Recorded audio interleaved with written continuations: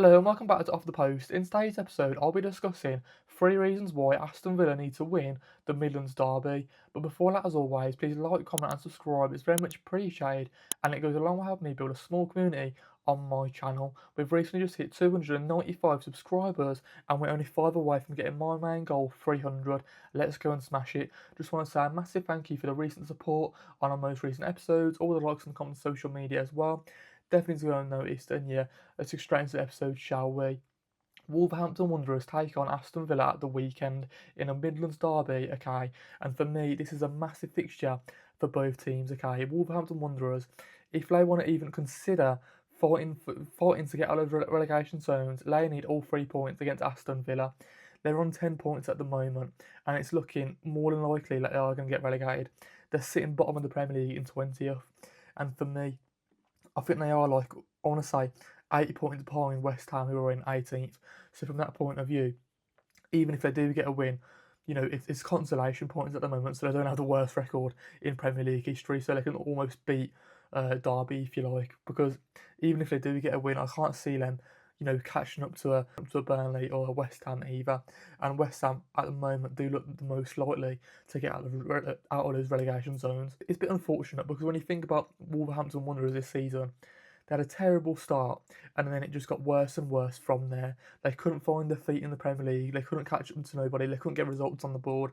And then, of course, one of their managers got sacked, and then they brought in Rob Edwards, and you got to think to yourself, he has steadied the ship somewhat, if you like. He's brought in a few players in January, Adam Armstrong, Angel Gomez. They've sort of added to their team, if you like, and they're doing decently in spells. They're getting a few draws on board. If you look at their last, 5 fixtures, if you like, they've lost 3 and they've drew 2. So they've got 2 draws on the board, 2 points. It's better than what they were getting at the start of the season, at least, anyways. I can't believe I'm saying that because they have been abysmal, haven't they? But there have been a few shining lights, like that Portuguese midfielder Mane. Okay, he's going to be a shining star for them, either in a championship or if he gets a move to the Premier League again. I feel like he's going to be one for the future. But mostly, okay, their team is just not good enough this season, and that's what it is. For me, when you think about Aston Villa, okay, they really need these 3 points, don't they? Just because they want to catch up to Man City in second, and they don't want to fall behind Manchester United in third. And for me, at the moment, it's a tricky one because Manchester United are the informed team, aren't they? So when you think about it, under Michael Carrick for the last month or so, they've been absolutely amazing, and they're looking like they're going to catch up against Aston Villa. They're only 3 points behind Aston Villa in that top 4, top 5 Champions League hunt, if you like. So it's going to be a really tricky one to see who's going to finish where, if you like. And for me, you probably would say Manchester United are favourites to finish third in the Premier League at the moment. But then that isn't, it isn't the be all and end all. It's not, you know, disappointing from an Aston Villa perspective. But at the same, just because I feel like Chelsea, who are on 45 points, probably won't catch up to Manchester United and Aston Villa. So I think it's all right. I don't think we're going to fall out of the Champions League spots, if you like. But again, if you think about it, I feel like Aston Villa have been better than Manchester United for the whole season. It's just in this last month that they've been playing some good football. They're scoring some goals. They're playing some free flowing football with their midfielders, with their attackers. It's been amazing, their sort of transformation. So hopefully, Unai Emery can work some magic in the, Premier League and that good stuff, and sort of keep on getting the results, keep on growing them out. It's a really tricky one with Aston Villa this season because at the start of the season, losing the first 5 games was atrocious. We all know that. But then again, Unai Emery came back, had an absolute masterclass, and the home record we went on to win so many games, get so many draws at home, spurred us on, and put us in a really good position in front of the teams behind us almost. We had a very good lead, we had a very good gap. We were second at times. We were second at times. We was fighting for the. We was in the title race, if you like, at times. Don't get me wrong. I don't think any Aston Villa fan actually believed we was going to win the league. However, it was just good to say that because it's good to annoy the Arsenal fans, good to annoy the Manchester City fans. You know what I mean? It was good to sort of believe. It was sort of good to have that hope, if you like, to potentially do it. Don't get me wrong. We know the world class quality of Unai Emery, but maybe I just want a step too far considering the players we've got. We probably need a few more world-class talents in our squad. And we have still been doing good considering the amount of injuries that Aston Villa have received in recent weeks and recent months. Okay, our whole midfield is shot to pieces. We've lost Boubacar Kamara, we've lost John McGinn, we've lost Yuri Tillemans, and we're playing the likes of Onana and Bogard in midfield. We're playing the youngster Hemmings in midfield, who's actually looked very good at times in the Europa League and coming on the bench in the Premier League and whatnot. You know, and we've had the likes of Leon Bailey come back into the team. He has been decent, but he hasn't had that instant impact you would have loved. Like him in the 2022-2023 season, and even the 2023-24 season was absolutely unbelievable, wasn't it? But he hasn't hit the heights since then, has he? He's sort of gone down a bit, and it's not really worked out for him as yet. Jadon Sancho, he's starting to we're starting to see we're starting to see glimmers of hope for him to potentially get a permanent contract at the end of the season. I don't think it will work out. I feel like he probably will go back to Manchester United and then he probably move somewhere else maybe. But I think this is probably the perfect place for him. He is starting to get that sharpness back. He's starting to do some good stuff, link up play with Morgan Rogers, Tammy Abraham as well. Getting a few assists for Tammy Abraham, who's sort of come in and sort of overtaken Ollie Watkins. And for me, I would start Tammy Abraham in this game against Wolverhampton Wanderers. You've seen what he can do in recent weeks. He's got the height, he's got the height advantage, he's got the strength, he's got the hold up play. He's got that finishing touch in front of goal as well. He can definitely do it all. For me, Tammy Abraham, he's a fantastic signing. But is it a fantastic signing? Do I agree with getting rid of Darnell Marlon? No.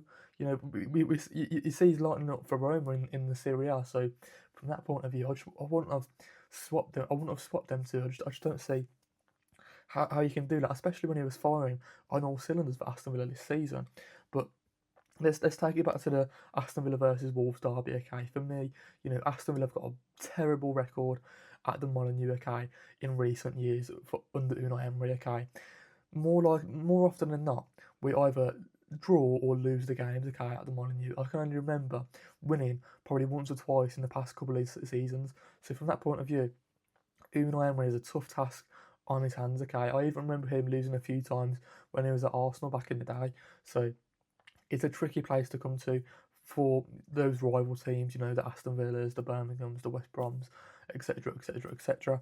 So hopefully, Aston Villa can get all 3 points on the board. It probably does mean more to them, in their top four, top five Champions League places because of the financial reasons and with the speculation around Aston Villa having so much problem with the PSR at the moment and then being one of the clubs that could potentially fall into that category where they might have to pay a fine potentially if they don't get Champions League football and whatnot. You don't want that to happen because because of the knock on effects. If you have to pay a fine, we might have to not be able to spend that much money in the next season's transfer window. You might have to look to sign more players on a free contract that they have in seasons gone by. Like at the moment, been heavily rumoured to link with Harry Wilson of Fulham. For me, it's always a tricky one signing those free agents because don't get me wrong, it's worked wonders over recent seasons with some of the players we've signed. However, are certain players playing for a contract at their club at the moment, and then will they if not, if they don't get that contract, if they go to elsewhere, will they put up the same standard of performances? I'm not too sure. It's always a tricky one, isn't it? Harry Wilson, for me, he's a good player. Does he improve Aston Villa's squad? No, he doesn't improve the first team. He improves the bench options once again. But is he better than a Leon Bailey? Is he better than a Jadon Sancho? Is he better than a, all these other wingers we've got on our disposal? Is he better than Morgan Rogers, who can also play on that left-hand side? Is he better than Alisson, the Brazilian winger? I prefer to probably, have that Brazilian winger with all that flair come in and play more games, start more games, come off the bench even, and just be a rotation option rather than Harry Wilson. But he does have a lot of talent. He's a free kick specialist. He's good from those dead ball situations. He can score a wonder strike as well. So I won't be against the move. For me, I'm just not too sure. If I had to give my quick little score predictions for this game, I'm going to go all out Aston Villa 3-1, okay? I reckon Aston Villa are going to come out of the blocks, okay? Score in the first like 5-10 minutes. Abdou Onana, okay? He hasn't scored for a few weeks. I reckon Tammy Abraham, and I reckon let's go Leon Bailey as well. Let's big him up. Let's give him his flowers, even though he's, you know, not really done much this season for us at the moment. But maybe this is the heights where he can hit, because I do really rate the player. But yeah, 3-1 Aston Villa. Let me know in the comments down below if you agree or disagree with that. For me, I reckon, Wolves. I reckon they're down and out already. You know what I mean? They're on 10 points. There's no way back now. West Ham are on 25 points. They're 15 points behind West Ham in 18th place. I didn't even realise that. I thought West Ham had less points. I don't know why, but yeah, they're pretty much down now in the Championship for next season. Hopefully, they can sort of rebuild. They've got a good manager in Rob Edwards. I'm pretty sure. They've got a good manager in Rob Edwards. I'm pretty sure. I do like them. It's just whether or not they can sort of keep hold of their younger talent, or whether they'll move on to bigger and better things next season. We'll have to wait and see. But yeah, to end the video with some questions, okay. How important is this game for both teams? Who's going to win the Midlands Derby? Is it going to be Wolverhampton Wanderers or Aston Villa? Is it a bigger game for Wolves? Is it a bigger game for Aston Villa?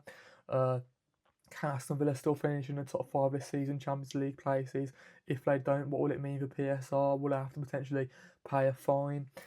Who's been the star players of both of your teams? Will the Portuguese midfielder Mane potentially have to, sell him on almost, and sort of get that transfer money and reinvest it in the squad next season? Who's been the best player for Aston Villa? Why is it such a difficult place to go to the Molineux for these Midlands rivals? And yeah, before that, as always, please like, comment, and subscribe. It's very much appreciated. It goes along with having me build a small community on my channel. We've recently just hit 295 subscribers. I just want to say a massive thank you for that. Honestly, it's unbelievable scenes.